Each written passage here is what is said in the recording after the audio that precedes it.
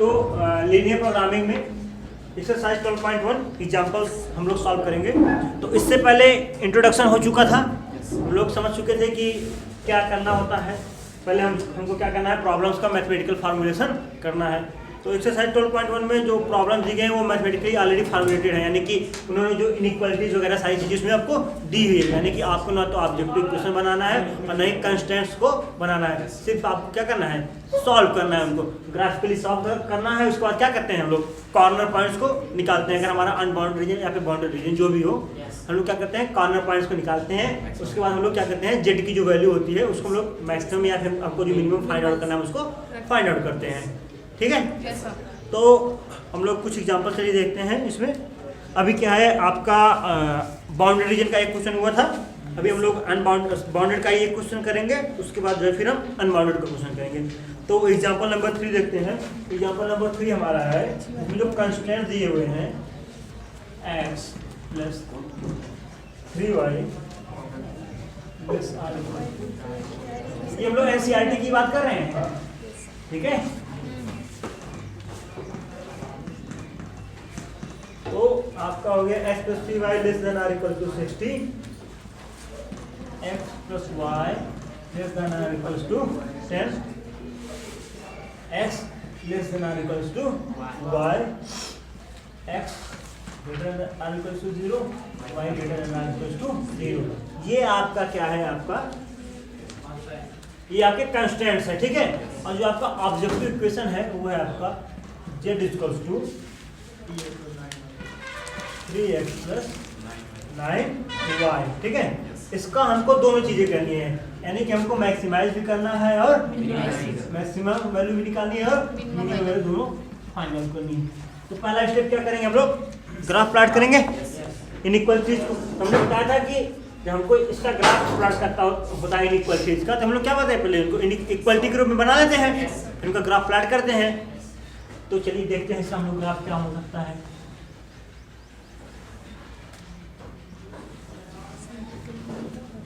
दिख रहा है इधर, थोड़ा इसको मिटा और कर देते हैं।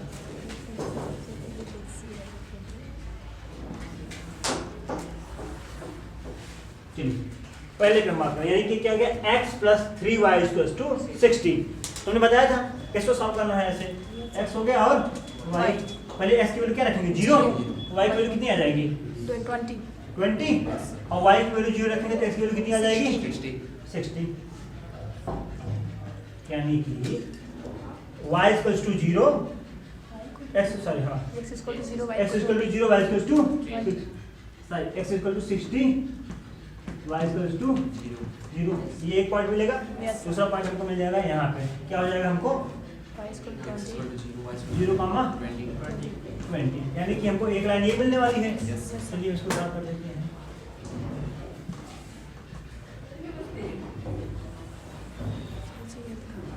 ठीक है, अब देखिए दूसरी लाइन देखते हैं, x plus y greater or equals to 10। x की वैल्यू 0 रखेंगे तो y की वैल्यू क्या आ जाएगी, 10। x की वैल्यू अगर हम 0 रखते हैं तो y की वैल्यू 10, और y 0 रखेंगे तो x की वैल्यू 10, यानी कि आपका 0 का 10 कहीं यहाँ पे होगा और 10 का 0 यहाँ कहीं पे होगा, यानी कि आपकी एक लाइन ये हो गई, ठीक है। ये एक लाइन होगी, पैरेलल दिख रहा है, ये पैरेलल है नहीं। अब देखिए ये है x less than or equals to y, तो x इक्वल टू y इसको बना लिखेंगे, यानी कि हमको एक ग्राफ खींचना है x इक्वल टू y, फिर x इक्वल टू y के जाए y इक्वल टू x, यानी कि एक लाइन हमारी हो गई y equals to x, y equals to x की एक लाइन हो गई, ठीक है। और ये x इक्वल टू 0 और ये y इक्वल टू 0। देखिए ये सही है साहब, ये सही है। चलिए अब देखिए, अब हम देखते हैं हमको क्या निकालना है इसके बाद, कॉमन रीजन, यानी कि कौन सा रीजन फिजिबल है ना, यानी कि जो इन इनइक्वालिटीज को सेटिस्फाई करेगा। देखिए पहली शर्त क्या है कि ये वैल्यू 60 से क्या होनी चाहिए, कम। तो हम देख रहे हैं भाई, देखिए अब ये दो रीजन हो रहा है, एक इधर एक इधर, दो प्लेन, इसको दो प्लेन में डिवाइड करता है कि नहीं, जो हमारी इनइक्वालिटी है दो प्लेन डिवाइड करती है, ओपन हाफ, दो ओपन हाफ प्लेन डिवाइड करती है। देखिए यहाँ पे 0 0 रखे हैं, x equal to 0 y equal to 0, यानी कि 0 लेस देन 60 है, यानी कि ये रीजन आएगा ना। अब यहाँ इक्वेशन लिख देना, किस लाइन का इक्वेशन है, ये है आपका x plus 3y equal to 60, ठीक है। ये आपका है x इक्वल टू y, और ये किस चीज का इक्वेशन है आपका x plus y equal to 10।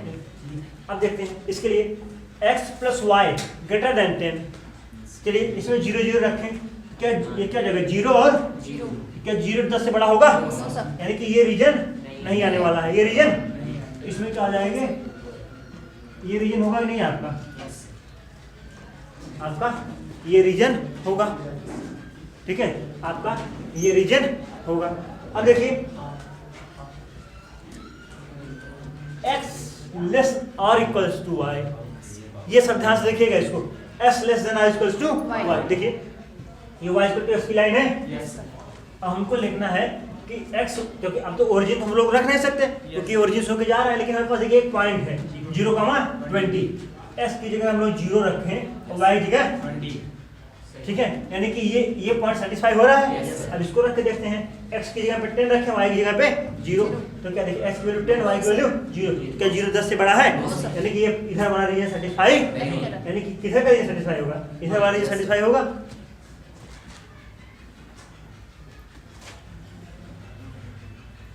ठीक है, यानी कि देखिए पहले क्या हुआ, हमको ये रीजन सेटिस्फाइड हुआ, कौन सा रीजन,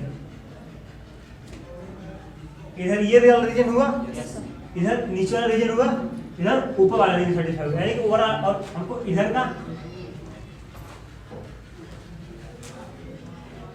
ये दोनों शर्तें हैं जो हमेशा लोग लगाते हैं, यानी हमको मिला कौन सा रीजन, ये बीच वाला रीजन मिला नहीं हम लोग, ये देखिए यही बीच वाला रीजन है, तो मैं इसको 0,10 इधर कर देता हूँ, तो ये हमारा जो रीजन है, ये हमारा बीच वाला रीजन है। अब देखिए हमको क्या चाहिए, ये फिजिबल बाउंड्री रीजन है आपका। अब हमको क्या चाहिए, कॉर्नर पॉइंट चाहिए कि नहीं चाहिए, कॉर्नर पॉइंट चाहिए, हमको ये कॉर्नर पॉइंट मालूम है और ये मालूम है, हमको कौन कौन से कॉर्नर पॉइंट चाहिए, ये कॉर्नर पॉइंट और ये, हाँ जी, इसको सॉल्व देखिए कैसे करेंगे हम लोग।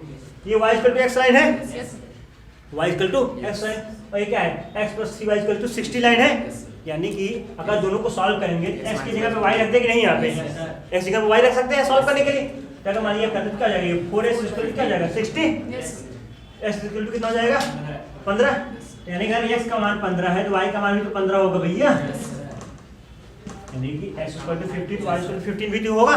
सिमिलरली इस लाइन के लिए देखते हैं, x की जगह पे y, तो क्या हो जाएगा 2x equal to 5, x equal कितनी आ गया 5, यानी कि 5 का मान 5, ये हो गया आपका पॉइंट 5 का मान, क्योंकि ये y equal to x line है तो x कोऑर्डिनेट y कोऑर्डिनेट क्या होंगे, हमेशा बराबर होंगे। अब हमको मिल गया कोऑर्डिनेट्स मिल गए, हमको ये फिजिबल रीजन मिल गया, इसके कोऑर्डिनेट्स जो कॉर्नर पॉइंट है उनके वर्टेक्स के क्या मिल गए, कोऑर्डिनेट्स मिल गए। चलिए अब हम लोग क्या करते हैं, वही यहाँ दिख रहा है, ठीक है, ये देखिए आपका कोऑर्डिनेट्स कितना है, बोलिए आप लोग 0,20, 0,10, 15, 5, चलिए तो इसको सॉल्व करते हैं। देखिए 0,20 रखते हैं z के लिए, z आपका क्या है 3x प्लस 9y, देखिए कितना हो जाएगा ये 120, सॉरी 180 हो जाएगा, 0,10 रखिए कितना हो जाएगा ये 90, 15 रखें कितना हो जाएगा 45 और 135 180, और ये 5 रखें कितना हो जाएगा 60।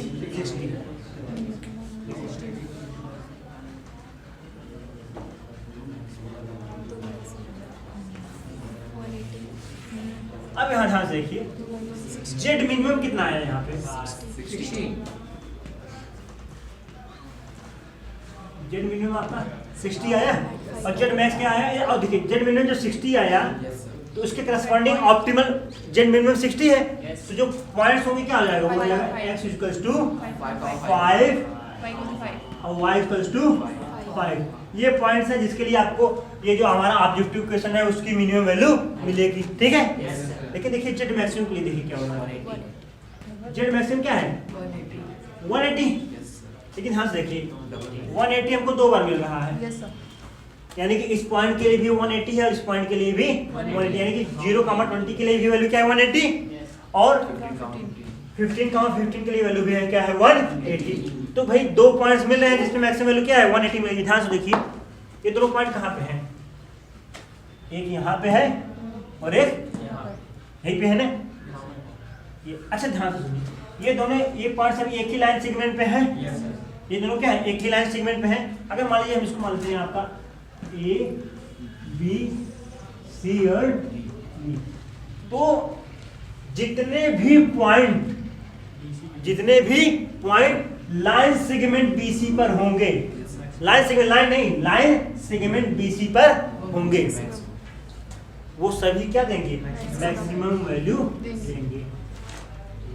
कितनी क्या देंगे, तो मैं कहूं कि for Z max for maximum value of Z there are infinite number of optimal solution.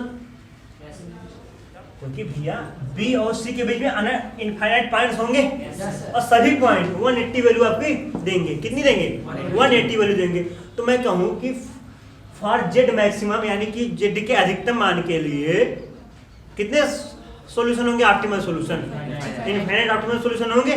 चलिए इन दोनों पॉइंट्स के बीच में मैं एक पॉइंट ले लेता हूं, उसको मैं सॉल्व करके आप लोगों को दिखाता हूं, ठीक है। मान लीजिए ये है, इसका कोई एक मिड पॉइंट हम लोग निकाल सकते हैं नहीं, मिड पॉइंट निकाल सकते हैं। जो इसका मिड पॉइंट होगा क्या हो जाएगा, इसका जो मिड पॉइंट होगा मान लीजिए मिड पॉइंट आपका m है, क्या हो जाएगा ये 15/2 और 35/2,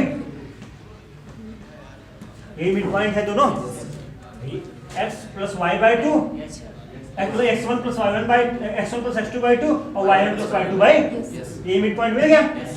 अब क्योंकि भाई मिड पॉइंट तो इसी पॉइंट लाइन पे लाई कर रहा है। अब इस मिड पॉइंट के लिए हम जेड की वैल्यू निकालते हैं। किसकी वैल्यू, जेड आपका क्या 3x यानी कि 3 × 15/2 प्लस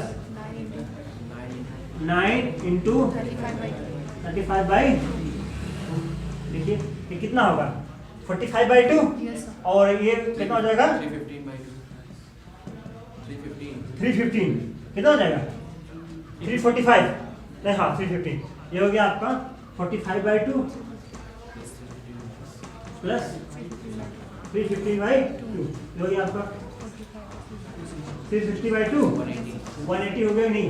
देखिए अब क्या काम करिए आप, अगर आपको और देखना है अब इसके इस पॉइंट और इस पॉइंट के बीच का मिड पॉइंट निकाल लीजिए और इस पॉइंट और इस पॉइंट के बीच का फिर मिड पॉइंट निकालिए। आप हमेशा जब भी निकालेंगे जितने भी पॉइंट्स आप यहाँ निकालेंगे सबके लिए वैल्यू आपकी कितनी आएगी 180 आएगी। यानी कि इस क्वेश्चन में जेड मिनिमम तो आपका फिक्स है 60, x = 5 y = 5, जेड मैक्स की वैल्यू 180 होगी, लेकिन उसके लिए कितने सॉल्यूशंस हैं इनफाइनाइट नंबर ऑफ सॉल्यूशंस हैं। कितने सॉल्यूशंस हैं इनफाइनाइट नंबर ऑफ सॉल्यूशंस, ठीक है। तो आप लोग वीडियो पॉज करके नोट कर लीजिए। देखिए एग्जांपल नंबर 4 हम लोग देखते हैं। ये आपके कंस्ट्रेंट्स दिए हुए हैं और ये आपका ऑब्जेक्टिव इक्वेशन। हमको मिनिमम वैल्यू फाइंड आउट करनी, कैसी वैल्यू फाइंड आउट करनी है मिनिमम वैल्यू फाइंड आउट करनी है। तो हम क्या करेंगे, पहला काम ग्राफ। पहला काम क्या होगा हमारा ग्राफ।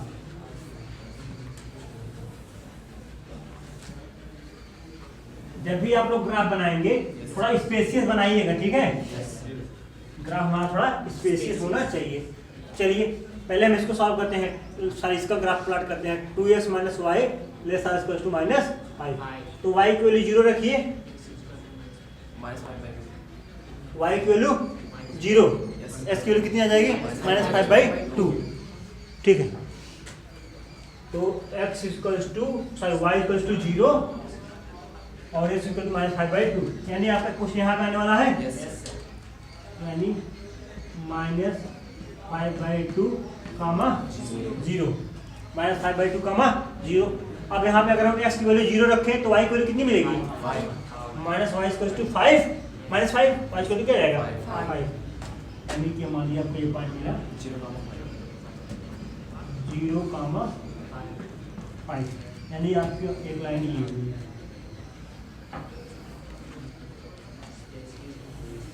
ठीक है, दूसरा देखें हम लोग 3x plus y greater or equal to 3, तो क्या करेंगे? 3x plus y equal to 3 के लिए प्लॉट करेंगे हम लोग। 3x plus y equal to 3 के लिए x की वैल्यू अगर हम लोग 0 रखेंगे तो y की वैल्यू क्या आ जाएगी? x की वैल्यू अगर 0 रखेंगे तो y की वैल्यू हो जाएगी 3। ठीक है, और y की वैल्यू 0 रखेंगे तो x की वैल्यू क्या आ जाएगी? 1 ना, यानी कि 0,3 और 1,0, 0,3 और 1,0। तो ये हो गया हमारा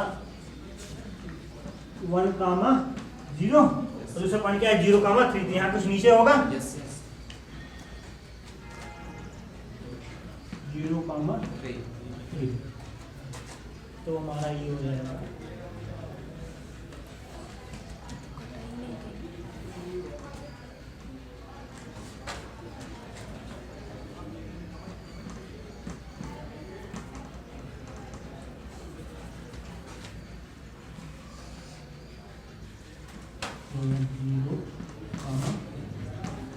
फाइव। ठीक है, अब देखिए नेक्स्ट लाइन क्या है आपकी? 2x minus 3y equal to 12 ना। तो y की वैल्यू 0 रखेंगे, y अगर 0 हो गया तो x कितना आ जाएगा? 6, और x 0 हो गया तो y क्या आ गया? -4। ठीक है, तो यानी पहला पॉइंट हमारा क्या आ गया? 6,0, यानी हो गया आपका ये 6,0। दूसरा पॉइंट क्या हो गया आपका? 0,-4। 0,-4 कहाँ आएगा? यहाँ पे आएगा। ठीक है,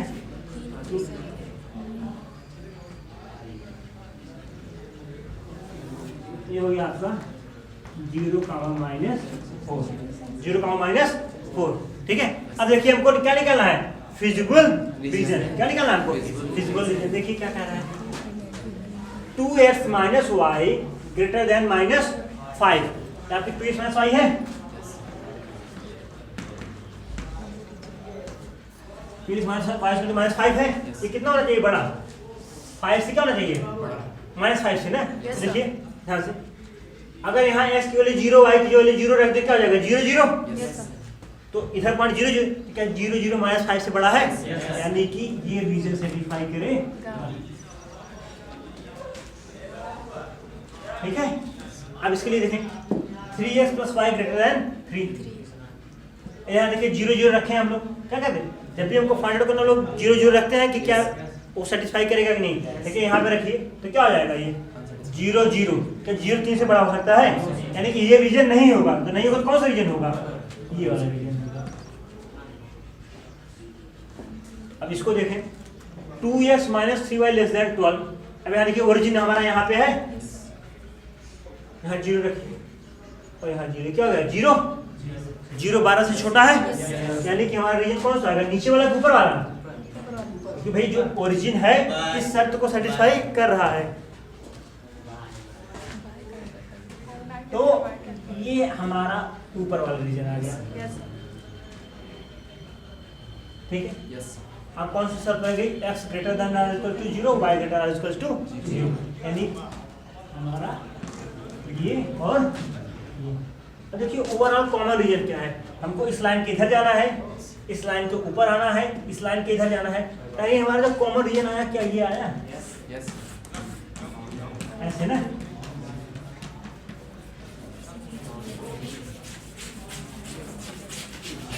ठीक है, हो गया। ऐसे मान लीजिए ऐसे पूरा जाएगा ये ऐसे। तो जो हमारा रीजन मिला है फिजिबल रीजन क्या है? वो अनबाउंडेड है। क्या आपका? अनबाउंडेड। क्या है आपका? अनबाउंडेड। बस अभी इतना जान लीजिए कि आपका रीजन क्या है? अनबाउंडेड। हमने क्या था, अब जैसे हम लोग प्रोसीड करते हैं तो हम लोग वैसे ही प्रोसीड करेंगे। देखिए अब हम लोग देखते हैं हम लोग क्या चाहिए इसके लिए? कॉर्नर पॉइंट के कोऑर्डिनेट चाहिए। देखिए क्या है आपका? ये देखिए आपका यही है। देखिए ये रीजन आपका यही है।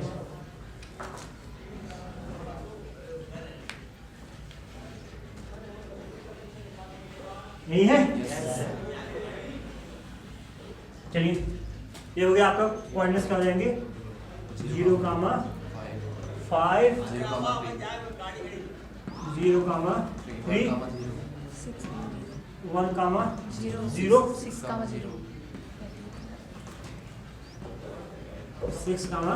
0 और कोई पॉइंट्स है? चलिए अब इसकी करस्पॉन्डिंग वैल्यूज हम लोग निकालते हैं। करस्पॉन्डिंग वैल्यू निकालते हैं। देखिए क्या है करस्पॉन्डिंग वैल्यू, यहाँ पे जेड की वैल्यू रख लेंगे हम लोग। जेड इक्वल टू क्या है हमारा माइनस 50x प्लस 20y। चलिए क्या आ जाएगा ये 100 60 माइनस 50 माइनस 300, ठीक है। तो ये हमारी जेड मिनिमम हो गई कि नहीं? Yes sir. लेकिन हमारा रीजन अनबाउंडेड है। कैसा रीजन है हमारा? अनबाउंडेड है। तो हम इस बात के लिए श्योर नहीं है कि जो हमने जेड मिनिमम की वैल्यू निकाली है क्या वो सही है कि नहीं। जब हमारा रीजन क्या हो जाएगा? अनबाउंडेड हो जाएगा। तो जो मिनिमम या मैक्सिमम, मान लीजिए मैक्सिमम है, अगर मैक्सिमम देखो, मैक्सिमम क्या है 100 है। मैक्सिमम क्या है 100 है। अगर मैं मैक्सिमम देखो तो ये 100 है। तो अब हमको इसको फाइंड आउट करना होगा कि क्या जो हमारा ये है ये मिनिमम है या मैक्सिमम है कि नहीं। मिनिमम है कि मैक्सिमम है कि नहीं, ये हमको फाइंड आउट करना होगा। अब इसके लिए हम 2 थ्योरम पढ़ेंगे। क्या पढ़ेंगे? 2 थ्योरम्स पढ़ेंगे। ध्यान दीजिएगा। उसी के आधार पर हम लोग डिसाइड करेंगे कि ये आपकी जो वैल्यू है ये क्या है, आपकी मिनिमम है या मैक्सिमम। मिनिमम है या मैक्सिमम। तो इसके लिए हमको क्या करना है, मैं इसको डिलीट कर रहा हूँ। मुझे जो जरूरी चीज़ें मैं उसको लिख ले रहा हूँ, ठीक है। तो हम ये जो हमारा ये मिनिमम और मैक्सिमम वैल्यू है इसको हम लोग लिख ले रहे हैं यहाँ पे। यानी कि ये ग्राफ क्या है हमारा, ये 100 60 माइनस 50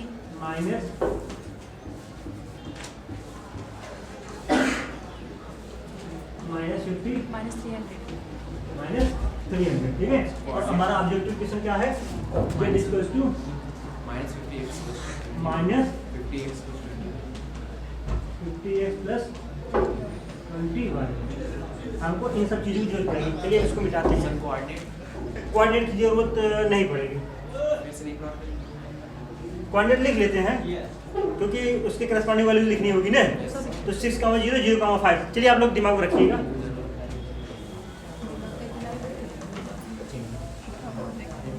अब देखते हैं थ्योरम्स क्या कह रही हैं, ठीक है। चलिए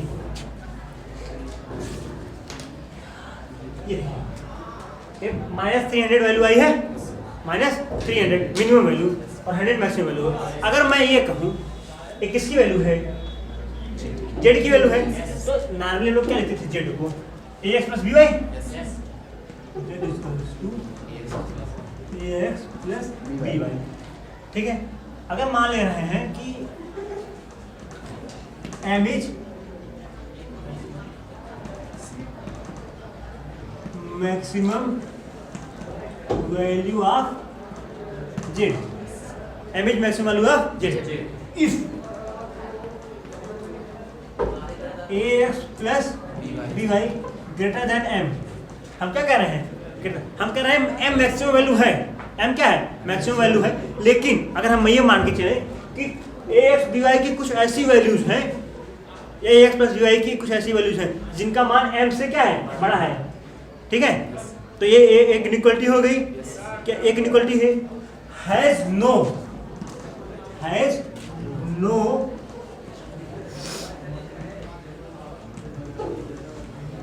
common point with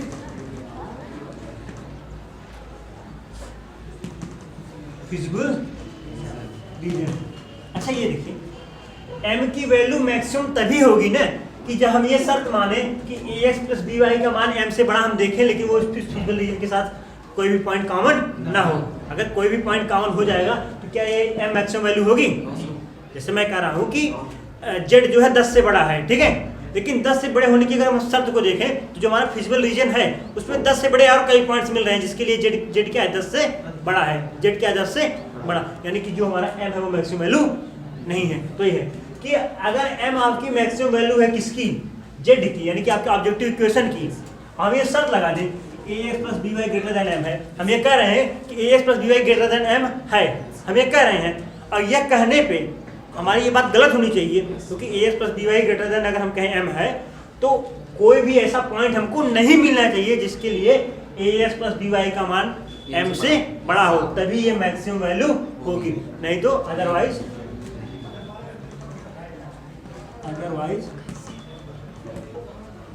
their will be no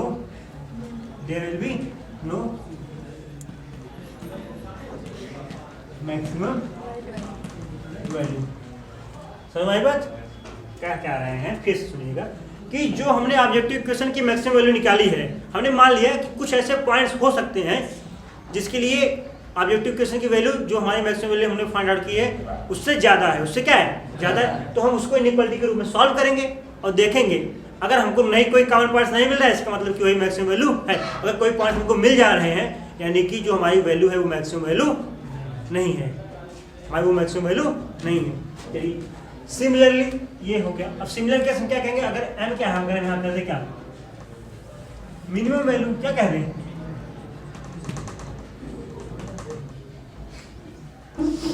minimum value तो क्या करेंगे ax plus B y less than m। अब मान ले रहे हैं कि ये मिनिमम वैल्यू है, तो हम कह रहे हैं ax प्लस बी वाई का कुछ मान ऐसा मान रहे हैं जो m से क्या हो कम हो, उसके लिए हम एक रीजन मान रहे हैं, उस रीजन के लिए भी क्या होनी चाहिए, कोई पॉइंट कॉमन नहीं होना चाहिए, अगर कोई पॉइंट कॉमन नहीं होगा तो वही वैल्यू क्या होगी मिनिमम होगी, otherwise there will be no minimum value, क्या हो जाएगी कोई मिनिमम वैल्यू नहीं होगी। चलिए इसको हम लोग अब सॉल्व करके देखते हैं कैसे क्या होता है, ठीक है। चलिए इसको नोट कर लीजिएगा, देखते हैं क्या हो रहा है। हम कह रहे हैं हमारा जेड क्या है -50x + 20y, तो पहली शर्त आई हमारी -50x + 20y, हमको मिनिमम की बात कर रहे हैं तो हम क्या कहेंगे इसको लेस देन -300, जेड मिनिमम हमको यही मिला है, हम ये मान ले रहे हैं कि ये मिनिमम वैल्यू नहीं है, जो हमको मिनिमम मिला है इससे भी कुछ वैल्यू ऐसी वैल्यूज हैं कि जो इससे भी कम हो सकती हैं, जेड की कुछ ऐसी वैल्यूज हैं जो इससे भी कम हो सकती हैं, उसके लिए हम सॉल्व करेंगे इसको, यानी कि -50x + 20y लेस देन क्या है -300। इसको सॉल्व करते हैं कितना हो जाएगा आपका, ये हो जाएगा -5x + 2y हो जाएगा ये लेस देन -30। अब इस इनइक्वालिटी को भी हमको इसमें इंट्रोड्यूस करना है, हमको इस इनइक्वालिटी को क्या करना है इंट्रोड्यूस करना है। हम लोग ग्राफ प्लॉट करेंगे किसका 5x + 2y किसका -5x + 2y -30 के लिए हम लोग एक ग्राफ लाइन खींचेंगे, देखिए क्या होता है। x की वैल्यू 0 रखिए, y की वैल्यू कितनी आ जाएगी -15, x की वैल्यू 0 y की वैल्यू क्या आ जाएगी -15, यानी कि कुछ यहाँ पे आएगी वैल्यू यानी हो गया आपका 0, -15। फिर y की वैल्यू 0 रखिए, s की वैल्यू क्या आ जाएगी 6, यानी कि ये आपका यहीं से हो जाएगा कि नहीं, ठीक है। तो ऐसे हमारी यहीं कहीं कट जाएगा, पहली बात। दूसरी बात ध्यान दीजिए इसमें क्या गड़बड़ी हम लिखी, ये देखिए लेस देन है 30, यानी कि ये लाइन क्या होगी हमारी डॉटेड होगी, क्या होगी ये डॉटेड लाइन होगी, समझ में। जब इक्वल टू साइन लगा होता है तब बोल्ड लाइन होती है, बाकी लाइन क्या हो जाएगी आपकी डॉटेड लाइन हो जाएगी, क्या है डॉटेड लाइन हो जाएगी। अब देखिए अब शर्त को लगाए हम कि ये रीजन आ कौन सा रहा है, कौन सा रीजन आ रहा है। देखिए s की वैल्यू 0 रखिए और y की वैल्यू 0, क्या आएगा 0 लेस देन -30, क्या ये रीजन है, यानी कि 0 0 इसमें लाई नहीं करेगा, यानी इसके लिए कौन सा रीजन है, ये रीजन, कौन सा रीजन है, ये रीजन है। अब देखिए क्या फिजिबल रीजन के साथ ये कोई कॉमन पॉइंट है इसमें, ये पॉइंट्स कॉमन है कि नहीं, 6 नहीं भी, इतना पूरा पॉइंट्स कॉमन होंगे ना, यानी कि there are infinite number of points, which are satisfying this inequality, यानी कि हमने कहा कि z का मान -300 से भी कम है, और उस बात को मानने के लिए अनंत पॉइंट तैयार है कि हाँ सही बात है। यानी कि हम ये कह सकते हैं क्या, since there are infinite number of points common with feasible region for which क्या -50x plus 20y less than -300. So there is no minimum value of z। कह सकते हैं कि नहीं भैया? हमको हमने कहा कि भाई ये 300 से भी कम है, हम कह रहे हैं हम नहीं मान रहे कि 300 ही है, हम 300 से कम वो कह रहे हैं हाँ भाई सही बात कर रहे हैं आप, इतने अनंत पॉइंट्स हैं जो 300 से कम है। बात समझ में आई? अब देखते हैं मैक्सिमम के लिए क्या करते हैं। मैक्सिमम के लिए क्या करते हैं? मैक्सिमम के लिए क्या था उसमें कंडीशन, ax + by क्या होना चाहिए, ग्रेटर देन m होना चाहिए। किसके साथ? ग्रेटर देन m होना चाहिए। मैक्सिमम के लिए देखते क्या होता है, मैक्सिमम के लिए देखिए क्या होता है, क्या करेंगे हम, -50x + 20y ग्रेटर देन -300 100 क्योंकि मैक्सिमम से ज्यादा लेना है ना हमको। अब हम कह रहे हैं कि आपने कहा कि भाई हमको जो मैक्सिमम वैल्यू मिली वो 100 मिली है, हमने कहा ठीक है 100 मिली, अच्छी बात है, हम मान के देख रहे हैं कि 100 से ज्यादा कोई वैल्यू मिल रही है कि नहीं। तो इसको हम लोग क्या कर रहे हैं, ग्रेटर देन 100 कर दे रहे हैं। क्या कर रहे हैं, ग्रेटर देन 100। देखिए सामने करके क्या आ जाता है, इसको सिंपलीफाई कर दे हम लोग, क्या हो जाएगा ये, I think -5x + 2y greater than 10। हम क्या एक ग्राफ प्लॉट करेंगे किसका, -5x + 2y = 10 का ग्राफ प्लॉट करेंगे। तो s की वैल्यू 0 तो y की वैल्यू कितनी आ जाएगी, s की वैल्यू 0 तो y की वैल्यू 5, और y की वैल्यू 0 तो s की वैल्यू कितनी आ जाएगी, -2। ये देखिए कहाँ आता है ये पॉइंट, ठीक है, ये -5/2 है ना, यानी कि 2.5 -2 यहाँ कहीं पे होगा, हमारा ये पॉइंट हो जाएगा। और दूसरा क्या है आपका 0,5, ये देखिए 0,3 और 0,5 ये पॉइंट है, ये हमारा ये है ऐसे जाएगा नहीं आएगा। फिर वही गलती हमने की, इसको क्या किया था, डॉटेड लाइन रखना चाहिए, ठीक है,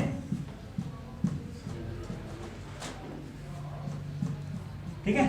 चलिए अब देखते हैं इनइक्वालिटी को, देखते भाई ये कौन सा ओपन इंटरवल जो है, open half interval open half plane satisfy कर रहा है। देखिए क्या कह रहे हैं ये कि ये 100 से बड़ा होना चाहिए, क्या होना चाहिए, 100 से बड़ा। देखिए ओरिजिन इसमें लाई कर रहा है कि नहीं, देखिए अगर यहाँ वैल्यू हम ओरिजिन की क्या रखें, 0 0 क्या रखें, तो क्या हो जाएगा 0 0, तो 0 100 से बड़ा है, यानी कि इधर हमारा रीजन नहीं आएगा। कौन सा रीजन आएगा, ऊपर वाला रीजन आएगा नहीं। अब बताइए क्या इसके लिए फिजिबल रीजन के साथ कोई पॉइंट कॉमन है, नहीं है, फिजिबल रीजन के लिए कोई पॉइंट कॉमन नहीं है, कोई पॉइंट कॉमन नहीं है। तो इस शर्त के लिए क्या हमारी 100 मैक्सिमम वैल्यू होगी। इसके लिए देखिए वही 0,5 पे एक पॉइंट मिल रहा है, सिर्फ एक पॉइंट मिल रहा है 0,5, और उस पे वैल्यू क्या है 100 है ना। तो क्या कर सकते हैं कि for z greater than 5 there is no common point with feasible region, therefore z max equal to 100 is the solution, या फिर the maximum value of z will be 100। या फिर अगर जैसे हाँ, क्योंकि ये देखिए ये इसके इधर का रीजन ले रहे हैं, ध्यान दीजिएगा। अब देखिए इसमें आप ये पूछना चाहिए था आप लोगों को कि सर ये आप कह रहे हैं नो कॉमन पॉइंट, तो 0,50 तो कॉमन पॉइंट है, लेकिन मैं क्यों कह रहा हूँ नो कॉमन पॉइंट? ये ग्रेटर देन 100 है, ध्यान दीजिएगा, इसलिए क्या ये डॉटेड लाइन है। अगर ये बोर्डर लाइन होता तो एक पॉइंट का हो जाता, कॉमन हो जाता कि नहीं, जिस पॉइंट से होकर के जा रहा है, लेकिन ये डॉटेड लाइन है, ये ग्रेटर देन 100 है, यानी कि इस पे तो वैल्यू 100 आ रही है ना, इस पे वैल्यू क्या आ रही है 100 आ रही है, 100 से बड़ा चाहिए, यानी हम क्या देंगे कि जो हमारा m है, m ग्रेटर देन a, यानी कि as plus by ग्रेटर देन m has no common point with feasible region, therefore z max equals to 100। बात समझ में आई? यानी हमने कहा कि कुछ पॉइंट हम ऐसे ले रहे हैं जो 100 से बड़े हैं, 100 से क्या है बड़े हैं, 100 से ज्यादा है, लेकिन हमको ऐसा कोई पॉइंट मिला ही नहीं, तो यानी कि मैक्सिमम वैल्यू क्या है 100, और मिनिमम वैल्यू आपको ज्ञात नहीं है, मिनिमम वैल्यू कोई ज्ञात नहीं है, मिनिमम वैल्यू बहुत सारी हो सकती हैं, ठीक है, नोट कर लीजिए। देखिए एग्जाम्पल नंबर 5 हम लोग बात करते हैं, तो ये हमारे कंस्टेंट दिए हुए हैं और ये हमारा ऑब्जेक्टिव इक्वेशन, हमको इसकी क्या फाइंड आउट करनी है, मिनिमम वैल्यू क्या फाइंड आउट करनी है। देखिए अभी तक क्वेश्चन चाहे मिनिमम फाइंड आउट करना था, चाहे मैक्सिमम, हम लोग मिनिमम मैक्सिमम दोनों फाइंड आउट कर रहे हैं। तो देखिए पहला क्रम क्या होगा हमारा, ग्राफ प्लॉट करना, ठीक है। चलिए देखिए ये x plus y square to 8 के लिए ग्राफ प्लॉट करेंगे, तो x स्क्वायर देखिए सिंपल सा बात है, 0,8,0, ये हो गया हमारा 8,0, मेरे लाइन खींच ले फिर बनाए, ये हो गया 0,8। दूसरा देखिए 3x plus 5y equal to 15, यानी कि 3x plus 5y equal to 15। x की वैल्यू 0 रखिए, y की वैल्यू 0 तो y इक्वल कितना हो जाएगा 3, और y इक्वल टू 0 रखेंगे कितना हो जाएगा 5, यानी कि 0,3 5,0, तो 5,0 आपका कहीं यहाँ पे आएगा, और ये कहाँ पे आएगा 0,3 कहाँ आएगा आपका, यहाँ कहीं पे आएगा ना।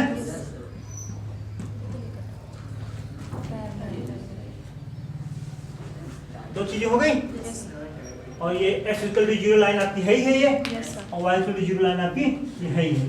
चलिए अब देखिए शर्त देखिए क्या है, जो कह रहे हैं x plus y greater than 8। देखिए ओरिजिन सेटिस्फाई होता है कि नहीं, देखिए ओरिजिन इसमें x equal to 0 y equal to 0, तो क्या हुआ 0 ग्रेटर r इक्वल टू 8, तो ये ओरिजिन इसमें सेटिस्फाई नहीं हो रहा है, यानी कि ये वाली लाइन से हमारी ना x plus y equal to 8, यानी जो हमारा रीजन आ रहा है,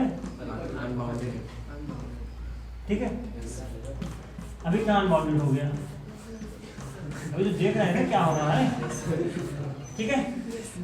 अब ये देखिए 3x plus 5y less than r equals to 15, देखिए 0 0 रखिए, x equal to 0 y equal to 0, क्या हो जाएगा 0 less than 15, 0 less than, यानी कि ये तो वैल्यू सेटिस्फाई कर गई, यानी कि कौन सा रीजन होगा नीचे वाला, कौन सा रीजन हो गया। अब देखिए कॉमन रीजन क्या है, कोई रीजन कॉमन है, यानी कि there is no feasible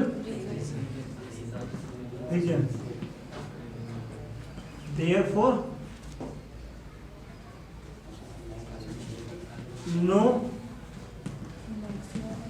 minimum ही पूछा, मिनिमम में लिखेंगे, मिनिमम वैल्यू ऑफ z।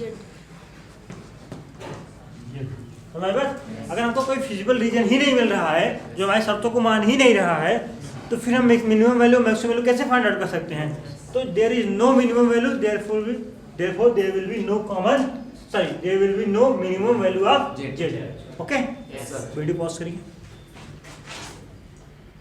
देखिए एक्सरसाइज 12.1 में आपके 10 क्वेश्चंस हैं, ठीक है। तो इससे रिलेटेड जितने भी प्रॉब्लम्स हैं, एग्जाम्पल्स हमने बता दिए हैं, तो 12.1 आपका हो जाना चाहिए। आप लोग इसको खुद कीजिएगा, कोई समस्या हो तो बताइएगा। अब हम लोग आते हैं एक्सरसाइज 12.2 पे। एक्सरसाइज 12.2 पे तो हम उसमें बात करते हैं कि एक्सरसाइज 12.2 में है क्या। तो जैसे हम लोगों ने इंट्रोडक्शन क्लास में एक एग्जांपल लिया था दुकानदार का, तो उसी तरह आपको वर्ड प्रॉब्लम मिलेंगी एक्सरसाइज 12.2 में। हमको क्या करना पड़ेगा, उनका मैथमेटिकल फॉर्मुलेशन पहले करना पड़ेगा, यानी कि उसमें जो हमको ऑब्जेक्टिव इक्वेशन फाइंड आउट करना पड़ेगा, कंस्टेंट्स को फाइंड आउट करने पड़ेंगे, ये सारी चीज़ों को हमको क्या करना पड़ेगा, फाइंड आउट करना पड़ेगा। उसके बाद जो है फिर हम लोग क्या करेंगे, हम उसकी वैल्यूज फाइंड आउट करेंगे, यानी कि मिनिमम वैल्यू या फिर मैक्सिमम वैल्यू। तो वर्ड प्रॉब्लम में आपको क्या करना है, पहले जो आपकी वर्ड प्रॉब्लम दी है उससे आपको मैथमेटिकल फॉर्मुलेशन करना है। क्या करना है, मैथमेटिकल फॉर्मुलेशन करना। तो चलिए इसमें हम लोग का जैसे इसमें जो प्रॉब्लम्स होंगी वो प्रॉब्लम्स होंगी जैसे न्यूट्रिशन से रिलेटेड प्रॉब्लम्स होंगी, कंपनी किसी चीज़ का मैन्युफैक्चरिंग कर रही है उससे रिलेटेड प्रॉब्लम्स होंगी, या फिर ट्रांसपोर्टेशन से रिलेटेड प्रॉब्लम्स होगी, आपको इतने सामान को ले जाना है, इतना कॉस्ट आ रहा है, तो समय भी बचे, पैसा भी बचे, ज़्यादा से ज़्यादा सामान चाहे जाए। दूसरा क्या है, मान लीजिए आप कम से कम पैसा खर्च हो और अच्छा से अच्छा आपको भोजन मिले, कम से कम समय खर्च हो, ज़्यादा से ज़्यादा प्रॉफिट हो, और ज़्यादा से ज़्यादा आपका क्या हो, गुड्स प्रोड्यूस हो, सामान बने फैक्ट्रीज में। तो इस तरह के प्रॉब्लम्स हैं जो इसमें हम आपको देखेंगे। तो चलिए हम देखते हैं। चलिए तो जैसे आपके एक आहार संबंधित दिया है, डाइट से संबंधित है। डाइट में क्या है, उसमें ऐसे क्वेश्चन आपको दिए रहेंगे, जैसे मान लीजिए कि कोई डाइट है पी और क्यू, या फिर कोई एक डाइट मान लीजिए उसकी प्राइस इतनी है और अगले की प्राइस इतनी है। तो हम इसमें हमारा मेन क्या एम होगा कि हमको जो डाइट की कॉस्ट है, भोजन की जो कॉस्ट है वो क्या हो, मिनिमम हो। जैसे मान लीजिए आप कोई सामान बना रहे हैं कंपनी में, तो उसमें आपका ऑब्जेक्टिव क्वेश्चन क्या होगा कि जो हमको प्रॉफिट हो क्या हो, मैक्सिमम हो। क्या हो, प्रॉफिट मैक्सिमम हो। तो डाइट से हम लोग ये भी इसमें देंगे कि कोई कई न्यूट्रिएंट दिए, मान लीजिए ए और बी दो न्यूट्रिएंट दे दिया गया है, विटामिन ए विटामिन बी, मान लीजिए विटामिन ए विटामिन सी दो न्यूट्रिएंट दिए गए हैं। तो हम इसको इस तरह से देखेंगे कि हम कम से कम पैसा खर्च करके अच्छा से अच्छा, यानी कि मैक्सिमम न्यूट्रिएंट्स हमको मिल सके, तो पैसा क्या हो, कम से कम खर्च हो। ठीक है, तो 12.2 में हम लोग इसी तरह के प्रॉब्लम्स को स्टडी करेंगे। ठीक है, और आप लोग 12.1 सॉल्व कीजिए, जो ना आया आप हमको बताइएगा। हम लोग नेक्स्ट क्लास में 12.2 को सॉल्व करेंगे। अगर 12.1 में आप लोगों को कोई प्रॉब्लम रह जाती है तो हम लोग 12.1 की प्रॉब्लम्स हम लोग देखेंगे। थैंक यू, वीडियो पसंद।